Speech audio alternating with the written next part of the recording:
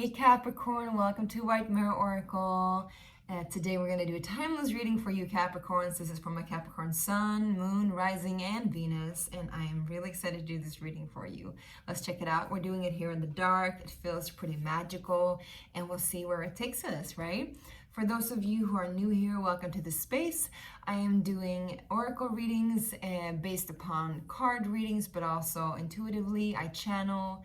I'm a psychic reader, so I pick up on things, and I was born this way, right? So this is something that's been with me forever. Also, in the end of this reading, I'm going to do pendulum swings, so stick around and you get to ask a question. For those of you who are returning, my Capricorn babies, welcome back. Love you so much. If you haven't clicked the like button, and if you still like it at the end of the road, the end of the tunnel, I'm hearing for some reason, please hit the like button. It helps the algorithm and helps me out too. It just confirms that this is working. Anyway, there was something about the light at the end of the tunnel, right? At the end of the road, meaning that the roads end. By the end of the day, there's something coming to an end. And as we all know, at the end of something, there's always a new beginning, right? But I feel like the energies wants us to pull the attention towards the ending, and that it's important to grieve this period, and it's important to have some kind of closure. Whatever it is that you're closing up, my lovely Capricorns, whatever it is that you are putting an end to, it's not a sad moment. I'm hearing it's not like you're grieving it because you didn't want it to end. It's more like it's finally over. Some kind of struggle is finally over. Some kind of long road that you've walked on for a long time is finally coming to an end. And they're telling me that you shouldn't give up. Like you can almost see the horizon, and I'm getting drawn to this is really a morbid kind of quote, but this is what I'm seeing. I'm seeing the Titanic movie, where I love this scene though. It's Leonardo DiCaprio. He's like there with his friend, right? Jack is there, right? With Fabrizio. And they're like, woohoo, we're the king of the world. I can almost see the Statue of Liberty, right? They're like fantasizing about the future to come. And I feel like, you know, all is well with that. We're not going to talk about Titanic. It wasn't a reference to that. It was more like the guys were wanting you to know that it is an energy that they want you to have still. Like, keep the head up and keep the spirit high and know that it is going to come to where you want it to come. It's just going to be, you know, a little bit dark before the dawn, I guess. But it doesn't look grim. It's more like it's the end at the light of the tunnel for some reason.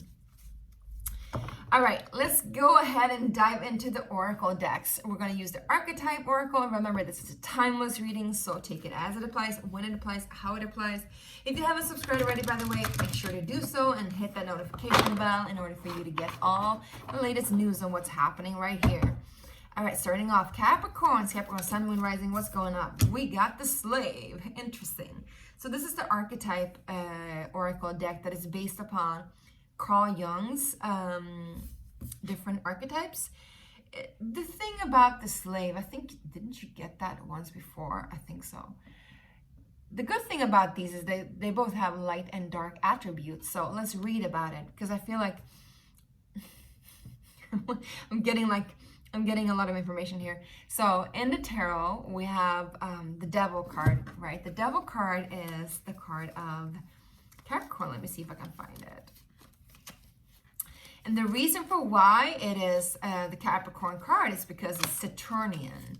Saturnian connects to Satan. Satan connects to slavery, attachment, ego, possessiveness.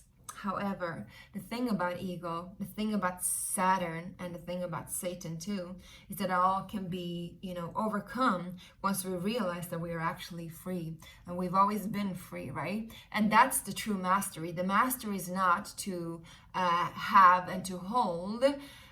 Well, that was a quote from a marriage. So maybe, you know, some of you are attached to a marriage, or you're attached to a marriage outcome. Let me just cover their private parts. Here you go. Here's the Devil, right? The freedom is not to have and to hold, but the freedom is to love. That was a profound quote, you guys. The freedom is not to have and to hold, but the freedom is to cherish, to allow. So it's not about having, it's not about holding on to, it's about letting go and letting be free, and still like being in awe and being in appreciation of what it is. We don't want to change the people we're with as much as we don't want to change who we are either. We want to commit to who we are in full acceptance, right? I don't know why this became so preachy, but this is what's coming through, my loves. Now, let's read about the slaves. The slaves. So, light attributes, surrendering your power of choice to the divine with complete trust. Shadow attribute, giving you willpower to an external authority out of fear of making your own choices. And I think that says a lot about Capricorn. Capricorn mastery, Capricorn slavery, Saturn mastery, Saturn slavery, right? Let's just pull this little bugger in again. It feels like I'm saying all the wrong things here, you guys. It feels like I'm like saying all the wrong things, doing all the wrong things now when I'm live. I'm like, oh crap, you know, Capricorn is watching me. Ooh, and I'm a Capricorn myself, right? But I was like, ah, Capricorn, like don't look. I'm like, I'm not perfect. But the thing is, Cappies, I think this is about you like seeing into yourself and seeing like, well, I'm not perfect, you know. It can be uncomfortable to not be perfect. It can be comfortable to not it can be uncomfortable to not be completely free, because the idea of liberty is also an idea of perfection, and we can never get there through an idea. We have to get there through embodiment, and the embodiment comes from letting go.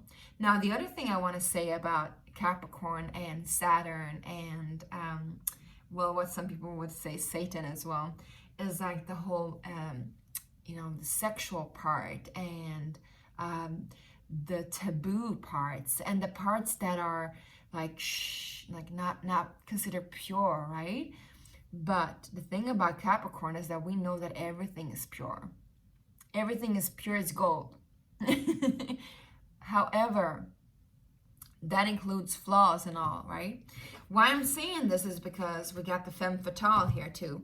The femme fatale, as we know, is somebody who uses their sexual power to get what they want.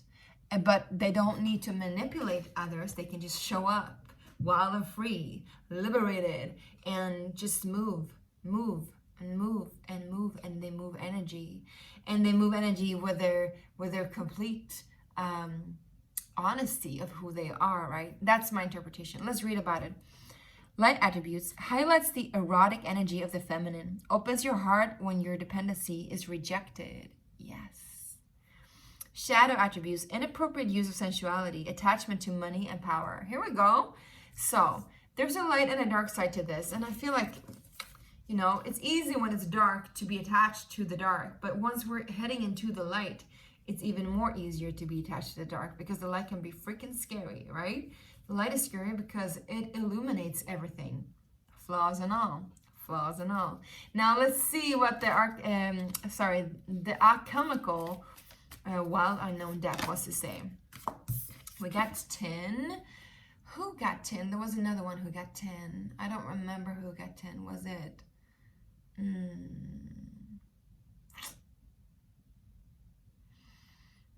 Maybe it was Sagittarius. Anyway, 10 is a very reflective quality. It shines just like a diamond, but it's not worth that much for, you know, obvious reasons. It's not that hard metal. However, 10 is very bendable. It's kind of durable too. Like you have to cut it with scissors. And 10 as well is so thin that there can be anything on the other side, right? Whoa. I think Scorpio got this too, the Ouroboros, the Great Serpent. I think what's happening now, my loves, is that something is being revealed underneath it all. Yes. Something is being revealed underneath it all. And the last reading we did for you, Capricorn, was about just how you've been in this cocoon state and how you're like opening up to new levels of yourself right now. It's funny because as I'm looking at the image, I'm like, I'm being all vain. I don't like how I look. All of a suddenly, you know, I'm like, oh, the light is too bright. Oh, you know, it's like I don't like the glare in my glasses. I need to do my hair. But I think this is your energy, Capricorn. It's like you don't like to be looked at in the light. Who was it that had that? Maybe it was Sagittarius as well, or maybe it was, yes, because I'm hearing lights on, and there's two songs that's coming up. This FKA Twigs with lights on. When I trust you, we can do it with the lights on. It was Aquarius, yes. So maybe you're dealing with an Aquarius or Sagittarius. And then it was another one with the, what's her name? Santigold. Santigold. Lights on. Da da da da da da da da da da da. All right, so everybody's coming undone. That's what I'm hearing. All right, so cool. Let's read about this. The Ouroboros, the great serpent. We don't need to read about that. It's actually, you know, I'm seeing 1102, 1111. Could definitely be connected to an Aquarius. Ouroboros is the great serpent in the sky. It's the Rahu and Ketu. It is the all-encompassing power that as it chases its own tail, it realizes that it's chasing itself. It doesn't know that it's its own tail that it's biting. It doesn't know that it's eating itself until he's almost done. And he's like, whoa, there's nothing left. And who am I eating? It's me. I'm eating me. And I'm consuming myself. And then, you know, there's this rebirth happening where he's being born again, right? So it's a mythological creature, but it's also connected to, we're in the year of the snake now, right? I feel like also there is some sort of, like I said, finale, great finale. And the great finale is not as, it's not what it appears to be. Because tin, like I said, it appears to be very rough and strong, and it's a metal. It appears to be very durable, right? It is kind of durable, but it's not like diamonds. It might shine bright like a diamond, but it's not a diamond. So the great finale is not that big of a deal as you might make it to be, as you might feel it to be. I feel like there's a part here of victimhood that's still attached to an outcome, still attached to having it a certain way. And I can say honestly, like being a Capricorn, babes, I know. I know. I got ego too, all right? Yeah. So, I mean, we all do to some degree. However, what is really cool about this is that whatever is reflected is the full spectrum of things. You'll get to see it all, and then you get to have it all, and you get to pick and choose what it is that you want. Listen what's coming up. The golden rose. So beautiful. So beautiful. The golden rose. I've never had that before. I feel like this is what all alchemists wants to have, because what does an alchemist search for? They are searching for gold, how to alchemize things into gold. So we do want to read about this, and then we're going to go ahead and do some tarot to get some more specific answers, hopefully. And we're going to round it up with a little pendulum swing, right, you guys? Okay. Also, I'm hearing, I don't have any time to play any games. That's what I'm hearing. Well, I think life wants you to play some games, though. I think life wants you to have some fun. Who else was that had it? Was it? Maybe it was Aquarius, too. Do a little dance. Make a little, I don't know. Anyway, we got the golden rose. Let's read about it. The secret, the altar, the gem. Yeah. The rose has long been used as a symbolic image for the summation of alchemy, the outer petals representing the first 7 planets and operations, while the inner petals protect the revelations from unwelcomed eyes. But what exactly resides at the center of the golden rose? Alchemy tells us it is a secret. And it is meant to be kept as such. Maybe that's why you're kept in the dark about stuff. Maybe you're being kept in the dark about something because you're not supposed to know it just yet. However, here comes it. The rose spirals both inward and outward simultaneously. Spirals. It offers beauty to the onlooker while concealing its inner chambers. Yeah. This is the complex nature of the golden rose. It challenges the alchemist to reorient their thinking, to devote their work to honoring the secret rather than attempting to become the master of it. Boom! Capricorn's world going blowing up into pieces. You cannot master it. You cannot master it. You need to kneel down and pray, baby. You need to kneel down and pray. Oh my gosh. Pray, pray, pray. Yeah, I know you don't like to hear this. I don't either. But that's the truth. All right. Kneel at the altar of the unknown. Cherish the golden rose as it is a model of the self. More will be revealed. Yes. So beautiful. Yes, go deeper. Listen to Patti Smith's Mother Rose. There we go. I'm going to fold this and read this for myself out loud before I go to bed. All right. Okay. I get it, Capricorn. I get it. We want it to be a certain way and we cannot have it. And so we are kind of like upset about still being in the dark about stuff. We want to know and we want to know now. But like I said before, the thing is not to have and to hold, but to cherish. To cherish. The teaching is not to have and to hold, but to love. To love. The treasure is to get to see it from another point of view and to really just bow down in awe. And yeah, that's it. Let's see, Capricorn. Oops. Hold on. We got the King of Wands and it came up in reverse. So there's something about not feeling like you're in power. And perhaps, I would say very much likely, it is connected. I would say it is located at the bottom of the spine. That's what I'm hearing. But so the lack of control is located at the bottom of the spine, which is the root. And we're going to go down to the root. That's where you feel enslaved.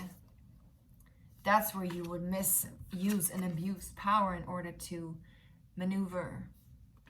But you can be free. So free your root. Free your root. Again, he's eating his own tail as well. You know? Head to tail, head to tail, heads to tail. Go into the golden rose. Unfold, unfold. Let's see what else is there. Queen of Pentacles, to have and to hold. You got it already. You already have all that you need. You already have all that you need. You just need to believe it, and perhaps also open up your eyes and see it. It's already there, baby. Plus, remember that our reality today is a mere echo of yesterday. So what will come has already arrived. It's just not manifested physically yet. I think you're creating, yeah. But you're creating your legacy, but you're having a hard time choosing where to go, what to do. You need to be in control. You need to understand the next move. It's not happening, Capricorn. It's not happening that way. That's not why you chose this path, they're saying.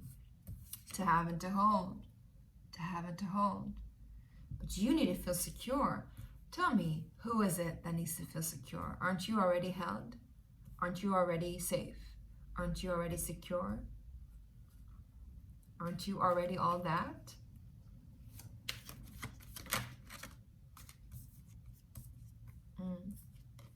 The advice is to set up on a balanced path towards finding truth in your heart. Sit with your emotions for a while, even when it's wavy and stormy. And also I would say to learn to manage your energy, because I feel like you've been maybe putting your energy somewhere where it shouldn't have been. This is not fun things to hear. I'm sorry. Don't shoot the messenger, but I feel like I needed to hear this too, to be honest. And usually, I never listen to my own advice, but I never listen to my own, what does that say about my character? I do listen to my own advice. I was going to say, I don't listen to my own readings that often. Sometimes I do when I'm being called to do so. But I feel you in this. I feel like this is a collective thing for Capricorn right now. Can we get one more advice? Just, yes. Root down, anchor yourself. Be steady. Be steady, be still, and be in your heart. Be connected. There might be Pisces coming in, or it could even be Capricorn, Cancer. But I would say like the Piscean energy, the North Node in Pisces also like changes things for you. And it changes perspective for you on where you're going, on where you've been, and where you need to be, and where you want to be, and how it makes you feel. Because you might not want to be on top of the world anymore. Maybe you just want to root down into the world. Maybe you just want to be off the world and not on top of it, if you know what I mean. Maybe you don't want to climb that mountain anymore, Capricorn. Maybe you just want to be a part of it all, you know? Be one with it all. Yeah. Some of you are getting married. Some of you having babies. Some of you having a lot of power coming in, a lot of money coming in, for sure. But the key is, like I said, to let go, which is kind of counterproductive, I know. But that's, you know, how this dimension works, and many other dimensions in this reality. Now, let's get into the actual question. Yay. So you get to ask a question. Sorry for the banging. You get to ask a question, and this will answer. If it's back and forth, it's a yes. If it's side to side, it's a no. If it goes around, it's a maybe. All right. My beloved Source God Creator, what is the answer to Capricorn's question?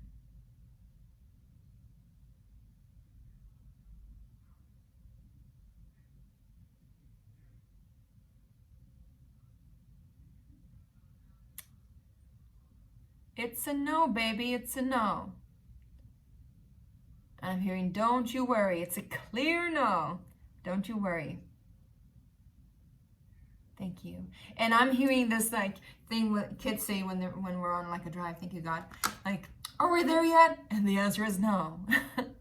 Are you ever gonna arrive? You have already arrived. This is the show. This is the game. Play it, baby. Play it.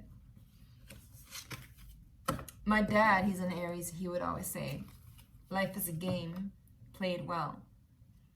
And, well, it doesn't really, you know, translate that well from Swedish. And me as a Capricorn child, I would always be like, life is not a game. You know, take things seriously. This is life, you know, be serious. But the older I get, the more I understand the wisdom in that. Maybe it's not really a game. I wouldn't want to say that, but it sure is fun. It can be fun, even as it is complicated and complex. All right, you guys, I hope you liked this. I loved it, and I hope you did too. I love you a lot, and please do remember to subscribe if you haven't already. Check out the links in the description box if you do want a personal reading. I have those up now for sale, really good price if you need one. And also, make sure to check out my Kickstarter campaign that starts this Saturday. Check it out. You'll get one of my decks, and you'll get some cool t-shirts, and you're gonna get a lot of love. Love you. Bye.